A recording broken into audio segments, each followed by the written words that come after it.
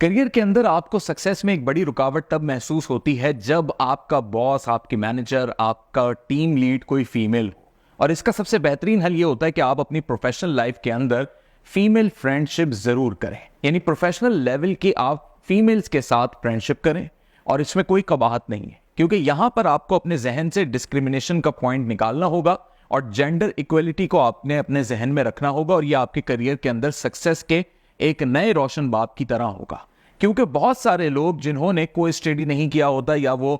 मुख्तलिफ ये कह लीजिए कि कैडेट कॉलेजेस के पास आउट होते हैं, तो उनके जहनों के अंदर एक बड़ी अजीब सी डिस्क्रिमिनेशन होती है और वो फीमेल्स को लेते हुए होती है। और जब वो वर्क इन्वायरमेंट में कोई टीम होती है जिसके साथ वो काम कर रहे होते हैं, तो वो खुद अपने आप को एडजस्ट नहीं कर पाते, या सम टाइम उनका कोई बॉस ऐसा होता है जो फीमेल है, तो उनके जहनों में एक कॉम्प्लेक्सिटी वाली सिचुएशन आ जाती है और वो ये सोचते हैं कि क्या मैं एक औरत के अंडर काम करूंगा। तो इस चीज से बचने के लिए आपको आज की तारीख में बहुत सारी यूनिवर्सिटीज, बहुत सारे तालीमी इदारे जो प्रोजेक्ट्स देते हैं, या जब आपकी प्रोजेक्ट की पूरी एक टीम तैयार होती है तो उसमें बिलखुसूस आपके साथ कोई ना कोई एक फीमेल मौजूद होती है। लेकिन अभी भी कराची के अंदर या पाकिस्तान में बेशुमार ऐसी यूनिवर्सिटीज हैं या लोगों का माइंड सेट ये है कि वो अपनी एजुकेशनल लाइफ से ही अपने फ्रेंड सर्कल को सिर्फ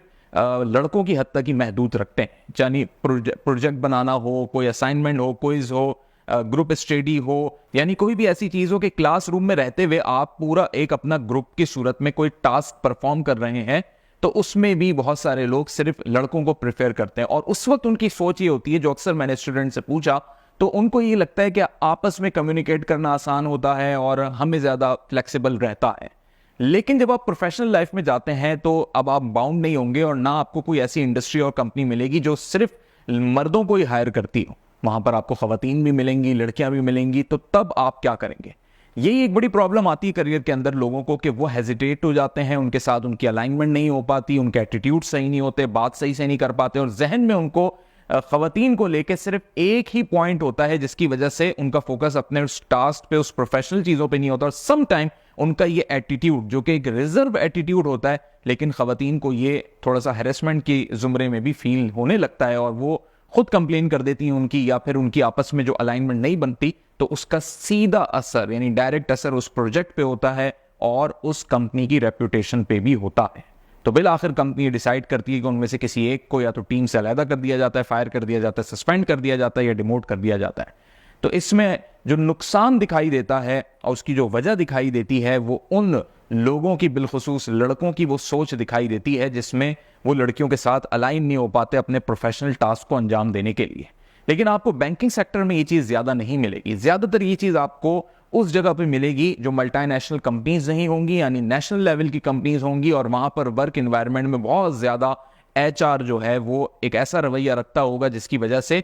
या तो बहुत ज़्यादा लड़कों की हायरिंग होती होगी या खवातीन की हायरिंग बड़ी मखसूस लेवल पे होती होगी, और इस तरह वो मेल डोमिनेंट कंपनी बन जाती है। और फिर ये वर्क इन्वायरमेंट एम्प्लॉय को इस तरीके से जहनी तौर पे तैयार कर देता है कि वो एम्प्लॉय अगर किसी दूसरे सेक्टर में जाता है, यानी मल्टीनेशनल कंपनी में जाता है, बैंकिंग सेक्टर में जाता है, तो उसको ये प्रॉब्लम, ये हर्डल्स आते हैं। तो इन हर्डल्स, इन प्रॉब्लम को आप अपनी स्टूडेंट लाइफ में ही कवर कर सकते हैं, या अगर आपका प्रोफेशनल लाइफ का पहला साल है, यानी प्रैक्टिकल लाइफ का पहला साल है, तो भी आप इसे कवर कर सकते हैं। और उसका बड़ा आसान तरीका यह होता है कि आप प्रोफेशनल लेवल की फ्रेंडशिप करें लड़कियों के साथ। अपने स्टाफ की लड़कियों के साथ आपकी अच्छी बातचीत होनी चाहिए। ये फ्रेंडशिप वो फ्रेंडशिप नहीं है जो आप अपने दोस्तों के साथ उस तरीके से करते हैं जिसमें आप हल्ला गुल्ला करते हैं और उनके साथ बिल्कुल मर्ज हो जाते हैं। जब मैं कह रहा हूं प्रोफेशनल लेवल की फ्रेंडशिप, तो प्रोफेशनल लेवल की फ्रेंडशिप का मतलब ये होता है कि आप प्रोफेशनल लिंकेज को क्रिएट कर रहे हैं ताकि आपकी और उनकी जहनी हम आहंगी सिर्फ प्रोफेशनल डोमेन की हद तक जुड़ जाए। पर्सनल लाइफ से आपको किसी की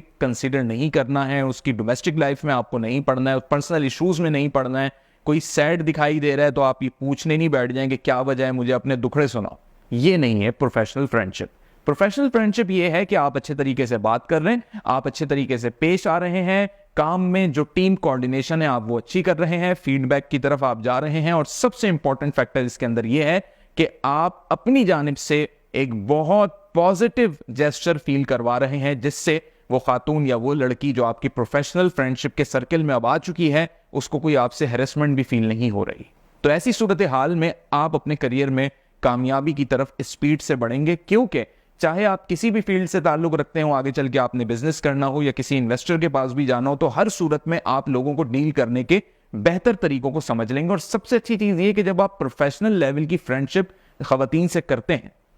तो आपको सबसे पहली चीज जो समझ में आती है वो होती है लिमिटेशन। आप अपनी लाइफ में इन चीजों को अडॉप्ट कर सकते हैं खवातीन के साथ प्रोफेशनल लेवल की फ्रेंडशिप करके। यानी आपको ये मालूम पड़ जाएगा कि लिमिटेशंस क्या होती हैं किसी भी प्रोफेशनल लिंकेज को बनाने के अंदर। इसी तरह फिर आपको अपनी लिमिटेशंस का भी ख्याल आएगा कि हाँ, फिर मुझे भी अपने अंदर कुछ लिमिटेशंस क्रिएट करनी होंगी कि मैं भी फिर रात 10 बजे के बाद किसी से प्रोफेशनल लेवल की बात नहीं करूंगा। अगर मेरे पास कॉल आएगी तो मैं रिसीव भी नहीं करूंगा। तो ये वो प्रोफेशनल एटीट्यूड होता है जो आप बगैर कहे या बगैर सीखे सीख जाते हैं तब जब आप प्रोफेशनल लेवल की फ्रेंडशिप करते हैं किसी खातून के साथ। दूसरी इंपॉर्टेंट चीज आप सीखते हैं स्माइल करना, क्योंकि खवातीन अक्सर जब भी, ये एक बाय नेचर अल्लाह रब्बुल इज्जत ने उनको क्वालिटी दी है कि आप किसी के साथ जब मिलते हैं तो खवातीन अपने स्पेशली कॉर्पोरेट और प्राइवेट सेक्टर में काम करने वाली लड़कियां वो स्माइल अपने फेस पे सजाते हुए फिर वो कम्युनिकेट करती हैं, बात करती हैं। तो उससे आपको एक लर्निंग हो रही होती है, बाय डिफॉल्ट आप ये चीज एक सीख रहे होते हैं कि आप भी जब किसी के साथ कम्युनिकेट करेंगे तो आपके फेस के ऊपर बहुत ज्यादा हार्शनेस ना हो। बेशक आप बहुत ज्यादा गुस्सैली दिखाई देते हो, लेकिन आपको बहुत अच्छे तरीके से लोगों को अपने एक्सप्रेशन पास करने होते हैं। तो ये आप लड़कियों से ज्यादा बेहतर किसी और से नहीं सीख सकते। दूसरी इंपॉर्टेंट चीज एक और आपको बता दूं इसमें, और वो है डेडिकेशन। ये डेडिकेशन मेल की निस्बत आपको फीमेल में ज्यादा दिखाई देगी, और उसकी बेसिक वजह ये होती है कि कुदरती तौर पे खवातीन को कुदरत ने इतना ज्यादा फोकस्ड बनाया होता है कि अगर उनके सामने किसी भी चीज की बात चल रही हो, कोई असाइनमेंट, टॉपिक, टास्क चल रहा हो, तो वो उसको बहुत अच्छे तरीके से अंडरस्टैंड करती है। तो उस चीज को जिसमें आपको क्यूरीज फील हो रही है लेकिन आपकी टीम में कोई एक मेंबर भी खातून है, तो आप यकीन मानिए आपकी क्यूरीज रिजॉल्व हो जाएंगी। लेकिन मेरी इन तमाम तर बातों के बावजूद बहुत से लोगों के ये भी तजुर्बे हैं कि उनकी प्रोफेशनल टीम के अंदर जब जब खवातीन थी तो उन्हें हर्डल्स आए। उन्हें हर्डल्स इस वजह से आए कि उनके साथ जिस लेवल की खातून थी वो बिगनर लेवल की थी। यानी देखें, अगर आप एक्सपर्ट लेवल पे हैं, यानी आपको 5 साल का तजुर्बा है, 10 साल का तजुर्बा है, और आपकी टीम में एक ऐसी खातून या लड़की का इंडक्शन हो चुका है जिसको अभी 1-2 साल का तजुर्बा है, तो वो पूछ पूछ के आपका दिमाग ही खा जाएगी। इसलिए ऐसी बिगनर लेवल की किसी कैंडिडेट को आपने अपनी टीम में एंगेज नहीं करना या उसके साथ प्रोफेशनल फ्रेंडशिप नहीं डेवलप करनी। प्रोफेशनल फ्रेंडशिप आपने उसके साथ डेवलप करनी है जिससे आप कुछ सीख सकते हैं, जिसके साथ अलाइन होके आप अपने करियर के अंदर अपने लिए नए एवेन्यूज को तलाश कर सकते हैं। और सबसे इंपॉर्टेंट चीज ये कि आपकी जो कॉर्पोरेट लाइफ है, आपका जो अपना एक ऑर्गेनाइजेशनल बिहेवियर है, आप उसमें अपने आप को बेहतर तरीके से शो ऑफ कर सकते हैं, शो केस कर सकते हैं। तो उसमें ये प्रोफेशनल फ्रेंडशिप लेवल पर खवातीन के साथ जो आपका ताल्लुक और जो अंडरस्टैंडिंग डेवलप होगी, ये बहुत इंपॉर्टेंट फैक्टर है।